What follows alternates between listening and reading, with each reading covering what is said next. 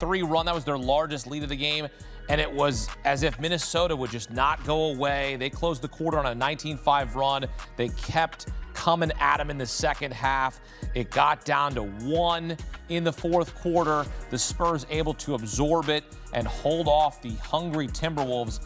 Despite Anthony Edwards, he had himself a game, 32 points, 14 rebounds, 6 assists, and the Spurs win it 115-108, 2-1 series lead. Get some instant analysis. Welcome in CBS Sports basketball analyst Noah Bono. And Noah, as a certified ball knower yourself, Victor Wembanyama, I mean, you can appreciate what he did, the efficiency, and playing with 5 fouls there late in that game, able to score 16 of his 39 in the fourth on 13 of 18. What did you see? Because we continue to witness this young man just getting better and better every time out.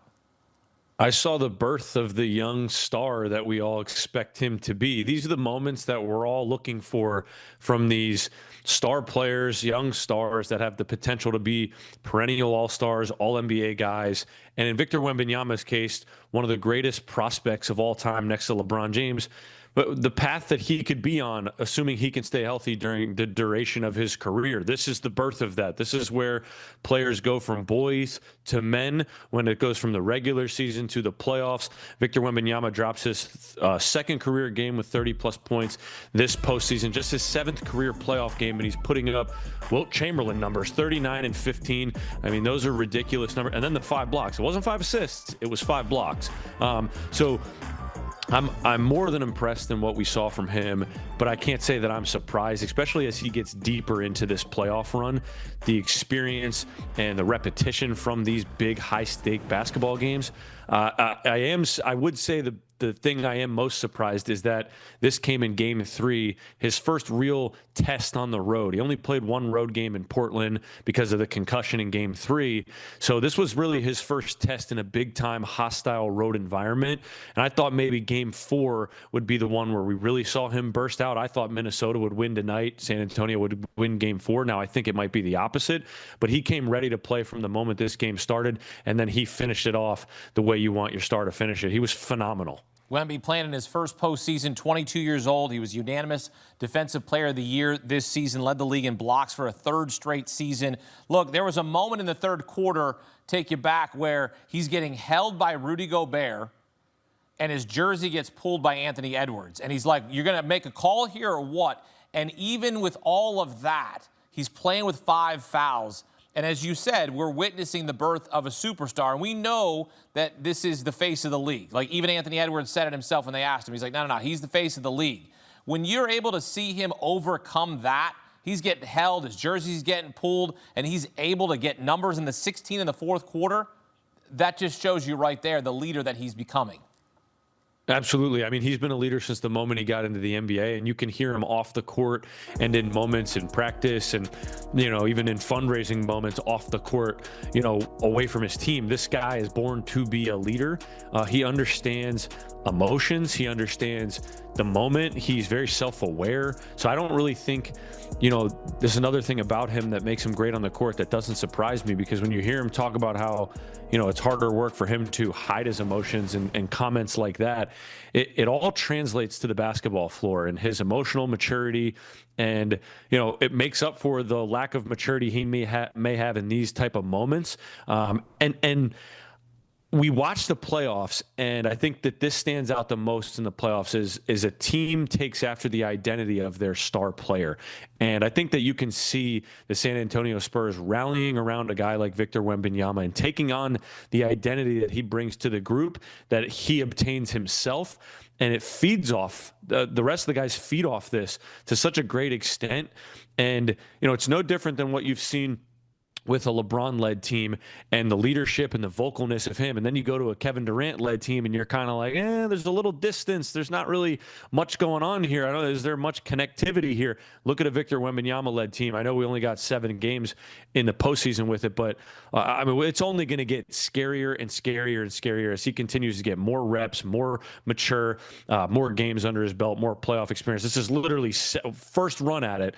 and he looks pretty damn good. It's pretty scary for the league. As you know, the Spurs got an assist from one of their legends, the Hall of Fame coach, 5-time NBA champion Greg Popovich, sitting in during a film session after they lost Game 1.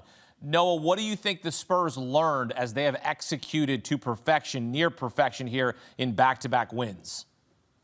I think they were reminded more so than learned their depth on this team is so vital. Like when Devin Vassell is knocking down shots to kind of halt some of these Minnesota Timberwolves runs, big deal. When Dylan Harper is coming over on the weak side to block a shot and guys are fighting for the loose ball off his block shot and they somehow can come away with it. And then obviously what Stephon Castle and De'Aaron Fox bring to the table, the depth of this team is what makes them. And when Luke Cornett can come in the game and give you, 5 to 8 spot minutes to just relieve Wemby, who played 36, 37 minutes tonight, I think they learned and were reminded, hey, guys, we're one of the deepest teams in the league, just like Oklahoma City. One of the reasons we've gotten here is because of our depth. We can bring our second overall pick rookie off the bench, and our net rating is a plus 21 when he's out on the floor. Like, we're deep. We got bodies. We got people we can depend on. And I think that Coach Pop probably brings them in a session like that and can pinpoint some certain moments, but probably can help get into the mind of De'Aaron Fox of, hey man, you're De'Aaron Fox. You have the nickname Swipe-a Fox because of how fast you are. Go downhill, put pressure on the rim. And I think we saw a lot of that tonight translate over. And then again, guys playing to their strengths. So I don't think it was much of a learning lesson. I think it was a reminder of, hey, this is the team we've been all year that won 60-plus games. Let's go out and show it some more versus a depleted Minnesota team dealing with a lot of injury. Spurs have now won 3 straight playoff games on the road for the first time since 2016. Adds up here to a 2-1 series lead. Noah Bono here with us on CBS Sports HQ. Noah, thanks. So the Spurs in control, up 2-1.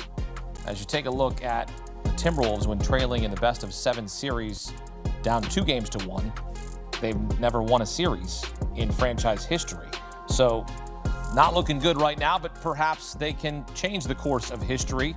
Game 4, back in Minnesota. Points, but in the end, the Knicks are able to smother them defensively. They get out in transition. What impressed you the most about how the Knicks took every punch the Sixers gave them and responded like bosses? It impressed me top to bottom that they were able to do this without OG Anunoby, who has, to me, been one of, if not their best players so far in this postseason. He definitely was in the first 6 games versus Atlanta. So the fact that they were able to get this done without him, the fact that they were able to work around Karl Anthony Towns' foul trouble tonight, especially in that third quarter when Philly started going into the hack of Mitchell Robinson, the old hack of Shaq. Sorry, I said that fast. But they were putting Mitch on the line, and Mitch did a good job knocking a few down. And Philly they were flirting with this 9-point deficit to a 5-point deficit. And then with 8 minutes and 54 seconds left in the fourth quarter, Quentin Grimes hits a 3-pointer that makes it a 4-point game. It's 88-84. And from that point on, the next 4 minutes, New York went on a 13-2 run and blew the game open in the middle of the fourth quarter.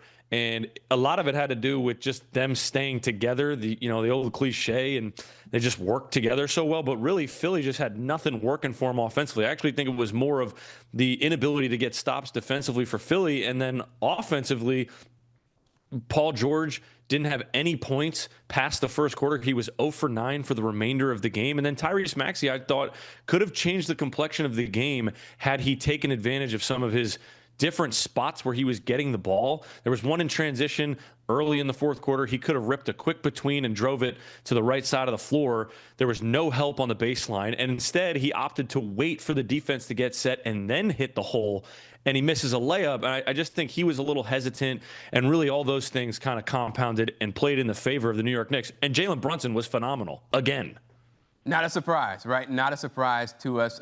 Were you surprised, though, about the production from Landry Shamet, right, coming off the bench, scoring 15 points? We were talking off air about how the Knicks, they have much more depth. And on this night, the Sixers, they just didn't have any production from their bench. No, I wasn't surprised that he was able to help. I think that there's been a lot of moments where you wonder on the Knicks bench, is their depth going to come from Jose Alvarado, Landry Shamet, Jordan Clarkson? And tonight it was Shamet's night. And honestly, the most concerning thing now that this series is 0-3 and you hate that you didn't win this game if you're Philly is the Philadelphia bench was outscored at the 11-minute mark of the fourth quarter. It was 25-0 in favor of the Knicks bench to Philly's bench. That just can't happen. Quentin Grimes hit 2 threes early in the fourth quarter to kind of break the ice and get himself going. I thought he had a nice game, especially early in the fourth quarter and late third quarter before it was blown open.